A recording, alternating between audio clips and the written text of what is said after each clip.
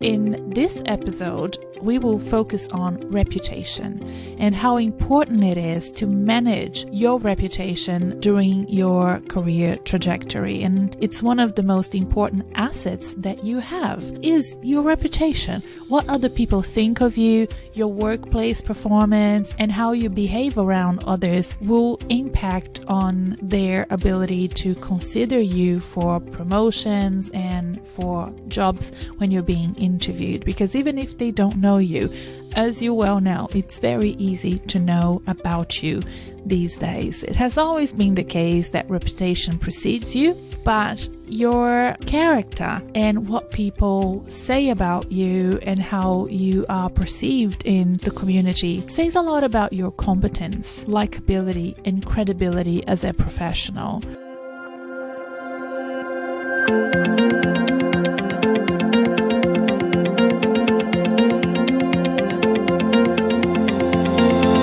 Hi, I'm Renata Bernardi, and this is the Job Hunting Podcast, where I interview experts and professionals and discuss issues that are important for job hunters and those who are working to advance their careers. So make sure that you subscribe and follow, and let's dive right in. Hello, job hunters and career enthusiasts, and welcome back to the Job Hunting Podcast, or if you're new here, welcome! We are delighted to have you. And please, if you like, subscribe to this podcast wherever you found us and give us a 5-star rating, write us a review to let me know how much you've appreciated the podcast and also to pay it forward. The more reviews we have on iTunes and other platforms, the better this podcast will perform and the more exciting the episodes will become in the future, because I need to make sure that you're listening and that you're enjoying it. So don't be shy. I'm also very easily found on all my social media channels. You can follow me on Instagram, Facebook, LinkedIn, Twitter, and of course, you can sign up for my newsletter, which I send every Tuesday morning here in Australia. If you're somewhere else in the world, you'll receive it at a different time, but I send it out on 8 a.m. Tuesday mornings in Australia, and that includes the most recent episode of the Job Hunting Podcast, so you know it's out, and also a curated list of articles that I find online and that I think are great reads, because gosh, there's so much bad advice online for job hunters and people that are interested in advancing their careers. Some of the things makes me cringe, so whenever I find something that I really think it's worth sharing, I share it with my community. So sign up for that newsletter. You can find it on renatabernardi.com/join, and then you can register to receive it. You can go to my website. It's easy to register there. Or you can find the link in the episode show notes if you don't know how to spell my name, which is absolutely fine. So today we are going to do part 3 of the Executive Presence series. Okay, so we have episodes 82, 83, and now 84, all about executive presence and how to prepare your executive presence for job interviews, job hunting, and career advancement. My goal is to always help you do really well in getting your next job and next promotion, but also make sure that you understand all these things that you are learning now can definitely be recycled and used to propel your career and have the best career that you want to have in the future, leading you towards all of your goals. So in this episode, we will focus on reputation and how important it is to manage your reputation during your career trajectory. And it's one of the most important assets that you have is your reputation. What other people think of you, your workplace performance, and how you behave around others will impact on their ability to consider you for promotions and for jobs when you're being interviewed. Because even if they don't know you, as you well know, it's very easy to know about you these days. It has always been the case that reputation precedes you. There's a quote and there's a saying, and that's the reason why. but your character and what people say about you and how you are perceived in the community says a lot about your competence, likability, and credibility as a professional. For example, and it's not just for job hunters, you these days probably wouldn't visit a restaurant or book an Airbnb without consulting the reviews and the comments of people that have been there and stay there. I know you probably know this because if you're following me and you see my newsletters, you know that I've been away for 3 weeks in April, May, and we booked all of our Airbnbs and we went to all of the restaurants that had very high ratings everywhere we went, in regional New South Wales and regional Victoria here in Australia. And even the smallest cafes, if all you want is to have a coffee in a small town, you can just Google it and find the one with the highest rating and go there. So, of course, for people that are applying for jobs, this will also play a huge part in the decision maker's consideration when choosing the next person that they want to employ. It's unlikely that anyone that will hire you, be introduced to you, and so on, will do that without checking your formal references, but also anything else that they can find about you online.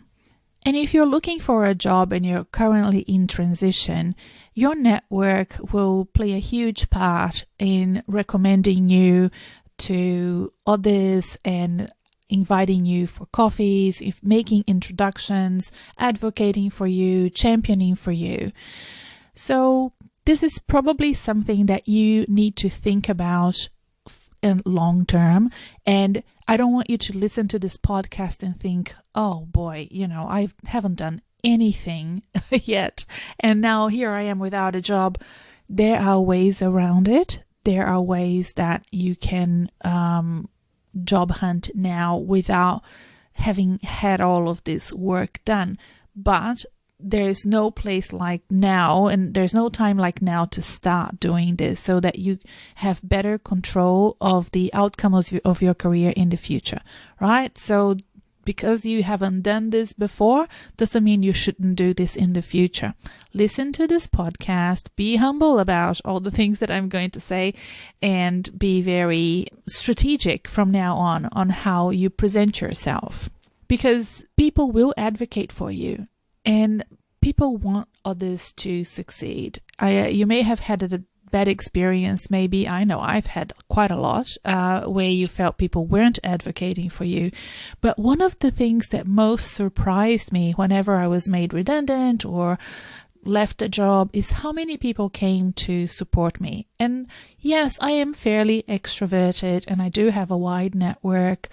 And I've had to have a wide network because my background is business development, and that means that it's part of my job to build connections for my employers. And of course, when you're building connections for your employers, it happens that you build connections for you as well, for you professionally. They become your connections as well as your employers' connections. So when people found out I had left a job, a lot of people came and reached out to me to help and support and find out if I needed anything.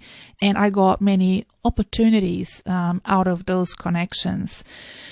So make sure that you remember to work on that. And if you struggle with that in any way, reach out to me for a consultation, and I can give you some tips and share with you some of my IP on how to make networking easier for everyone. It's not just for extroverts.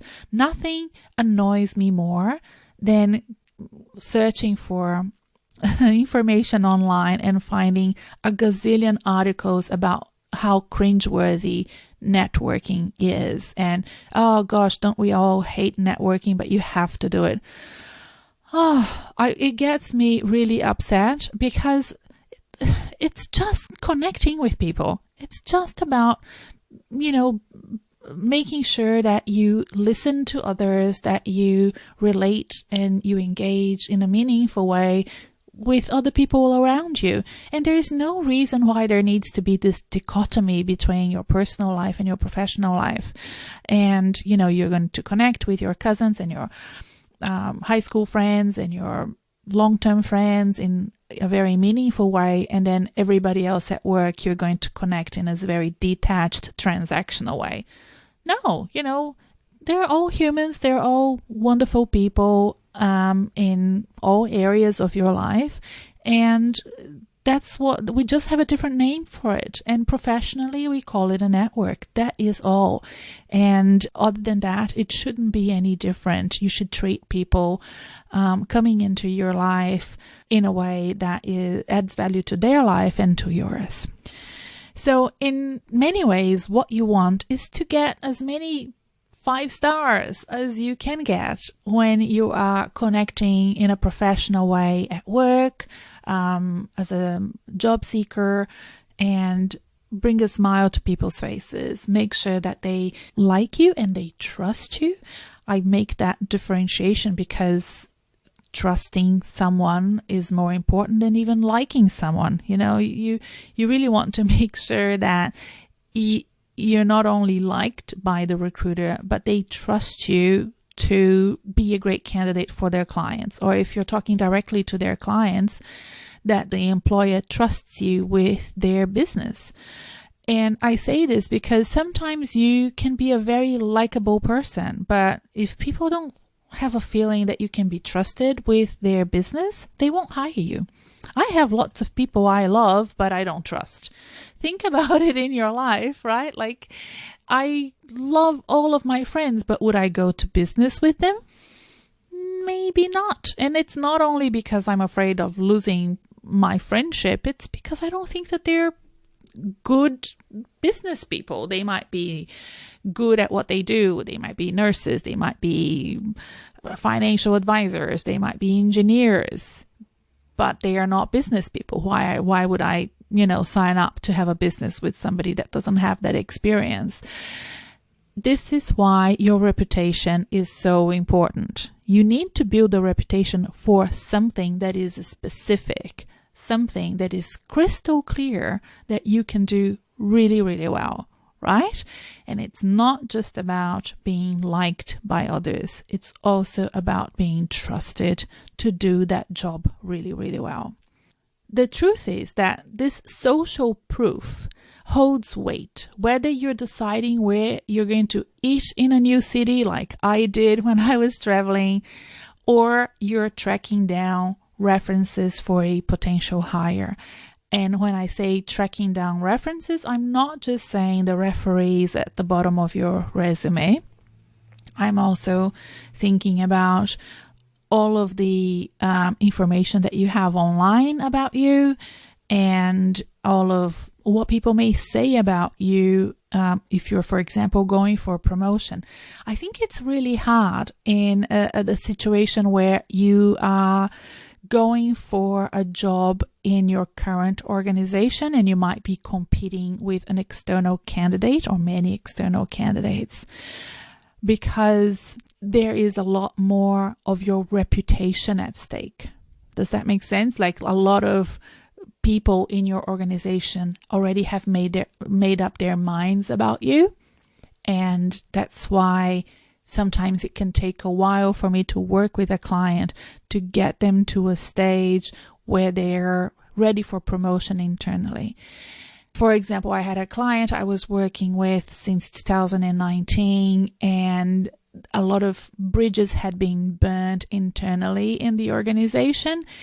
And this client was incredibly passionate, incredibly skilled and experienced, and was really, he felt and I felt, ready for more responsibilities. But the way that he had communicated that in the past hadn't been very positive. And you might relate to this or maybe not. I know that a lot of my clients have a really big challenge dealing with office politics, or when the power at B gets split into half and they may have sided with the wrong side, and the other side actually succeeded, and, they may have had an advocate or a champion that have left the organization, for example, and that puts them in a very fragile situation in the business. Have you been in this situation? I know that lots of my clients have. And this was the case with this client. And it took us a year.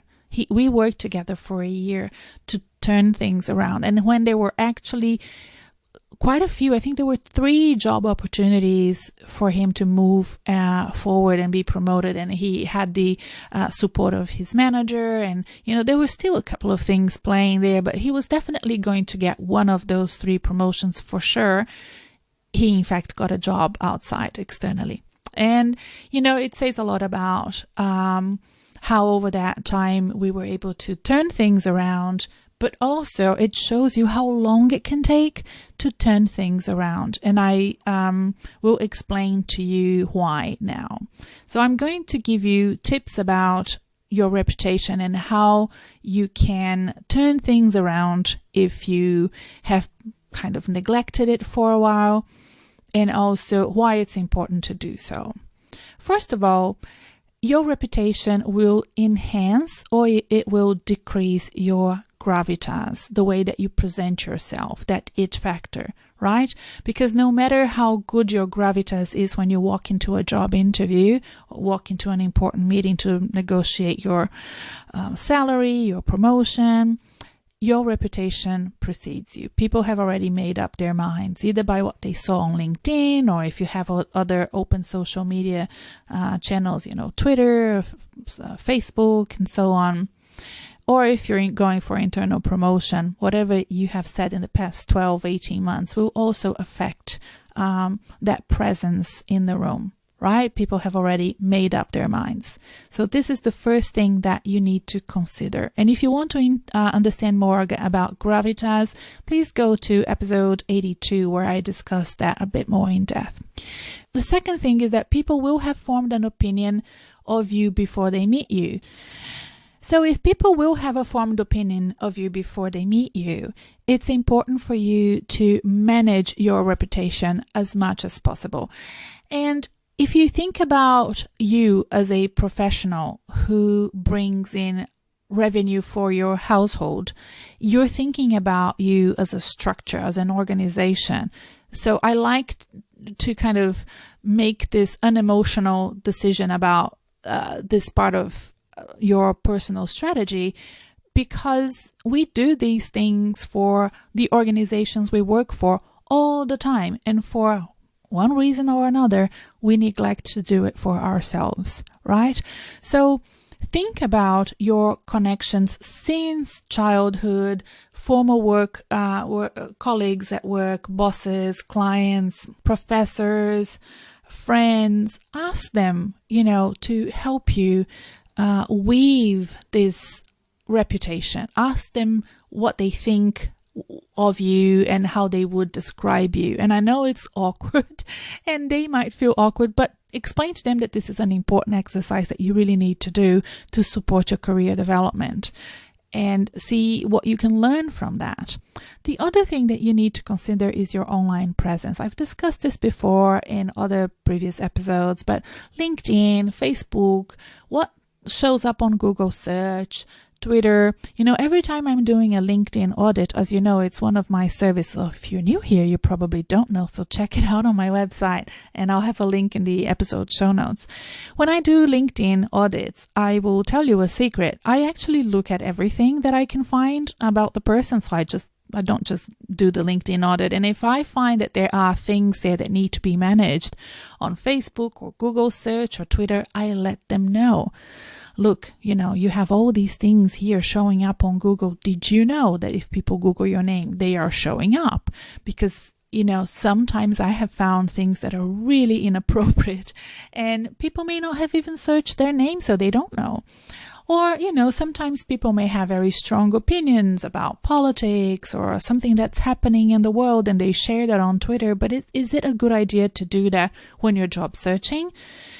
Probably not. So you have to be very good at managing how you're showing up in this online world that we have today, because everything is searchable.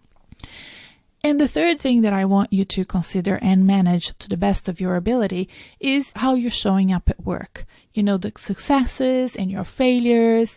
It's okay to fail. We will fail a lot throughout our careers. How do you manage that, and how do you overcome that? What do you learn from it is an important thing that you need to learn to describe and build a narrative so that you show up confidently in interviews. And if there is something in your career that you think needs to be addressed, or that could be brought up in an interview or a conversation, that you really feel confident about your answer, and that you know how to answer and to address it in a way that you feel good about it. And you know that that's your truth, and you know that that's going to resonate well with the listener as well. And if you feel comfortable, learn as much as you can along the way. Ask for feedback as often as you can. It's so complicated these days because my clients and my community tells me all the time that they're not getting good feedback anymore. And I understand that that's really frustrating. If you're a job hunter, if you're going to interviews and frankly preparing a whole lot for those interviews and then never hearing back, it can be so frustrating. But even if you don't hear anything back, hindsight can be very helpful for you to kind of looking back, sort of do your own personal review of your situation at work. If it was something in your career that you feel you need to address now, or in a job interview, if it's something that, a job that you really wanted, you didn't get, is there something that you can learn by reviewing in your mind, the body language, your answers to the questions, how the engagement was during those points in times during the recruitment and selection process? Was there anything there that you think is telling you how it's going? And I always tell my clients, and I'll tell you, trust your instincts. Our body sometimes can be very dumb and make us really fearful when all we're going to is a job interview, or reacting too negatively to rejection when all that happened is we didn't get a job we didn't have. But our body has been designed to also react really instinctively to body language, to eye contact. All of these things are survival mechanisms that we have, and we've bypassed that with too much rationalization, in my view. But if you had a little bit of an instinct that things didn't go well, I remember I once went for a job interview. It was quite recent. It was for an interim executive role. It was with Watermark, and the headhunters were very keen for me to go and talk to this client. They felt I was an excellent fit for what they had available, and off I went, and I was really excited about the opportunity. As soon as I walked in, I felt a heaviness, very heavy sort of energy in the room, and I was interviewed by two people that were facing each other, and I was at the corner of the table, and frankly, I picked up that they basically didn't get along.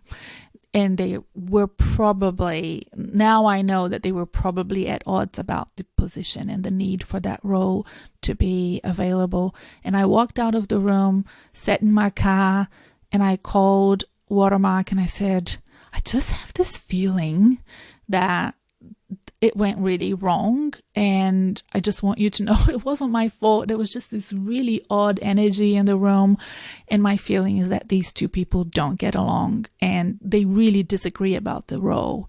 Am I right? And then, they told me that yes, that's right. So it's not that easy to read the room, especially if you're so focused on your performance and so focused on the answers that you need to give. And frankly, I think I've developed that because I went to a lot of interviews over my lifetime, and it just makes me a little bit more aware. So don't worry if you still don't have that, but maybe it's something that you can nurture and that you can train yourself to pick up, so that if you don't get a formal feedback, you at least know something that went wrong.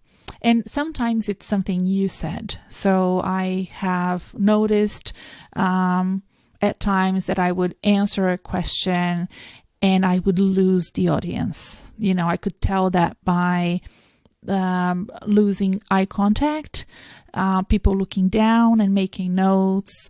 And then I learned a few techniques to win them back, which is what I share when I do my coaching. I hope this rambling reputation podcast episode helps you. And these 3 episodes, 82, 83, and 84, together they make an additional resource that I have for the Job Hunting Made Simple coaching program. I'm not sure if I mentioned this in the previous episodes, but this is where this information lives. It lives inside one of the modules as an additional document that people that do Job Hunting Made Simple with me. It's a group coaching program that I run twice a year. The next time will be in August. So if you're interested, go to my website and register your interest to participate. So, just to give you an idea, if this is an additional resource, it's not even something that I cover in the program. Imagine what I cover in the program, which I'm not sharing on the podcast. And I wanted to share this document because even though I don't share it at Job Hunting Made Simple, I still think it's really important. And I thought, why not share it with my podcast listeners and then entice them to have a think about Job Hunting Made Simple as a program that they may want to invest in when I run it again. And if you're listening to this in 2021, I'm running it again in August, and you can register your interest in the episode show notes, or just go to my website and you can find Job Hunting Made Simple there, and you can register your interest so you'll be the first to know when I start advertising it and have it open for registrations. It's a great program to do not only when you're job hunting, but again, as you prepare for your career in the long term. And people that do Job Hunting Made Simple or sign up with me as my private clients, they have a lot of baggage, a lot of career experience, years and years of professional work. And it's really important to unpack all of that as they move towards the second half of their career. And it's making sure that you have better control of your outcomes and make decisions that are of best interest to you and not just whatever you can find in the market, right? That really is not the best way to plan your career. To have that serendipity is fun when you're young, but as you get older, it's really important to take strategic steps so that you're protected and that you end your career on a high. If you ever decide to end it these days, people like me will probably taper off and do a mix of board roles or entering executive work, consulting work, freelance work, and work a few days a week. I think that's what we're probably going to move towards as corporate professionals, don't you think? I don't know. Let me know. Find me on social media and send me your ideas, or sign up for my newsletter. Then you can reply back and let me know what you're thinking. I love to hear back. A few weeks ago, we have an episode about coffee, and gosh, I got so many emails back when I sent out the newsletter with that episode, and some great stories about people drinking too much coffee before an interview, or people that had never taken coffee accidentally drinking coffee because they got the wrong order at the coffee shop. That was a really funny one as well. And people telling me all sorts of things about caffeine and how it has helped or not helped their careers. It was really funny. I should do another episode just with those stories because they would be hilarious. So that's so far the most popular episode of the year, and we're only in May, and it's been downloaded quite a lot. If you're interested to listen to a coffee episode, go to episode 81. And I hope you have fun. All right, I'll see you next week with a very different episode. We're not going to talk about executive presence anymore, at least not for now. We're going to talk about nutrition with a high-profile celebrity nutritionist and a friend of mine. So I hope you join me next week.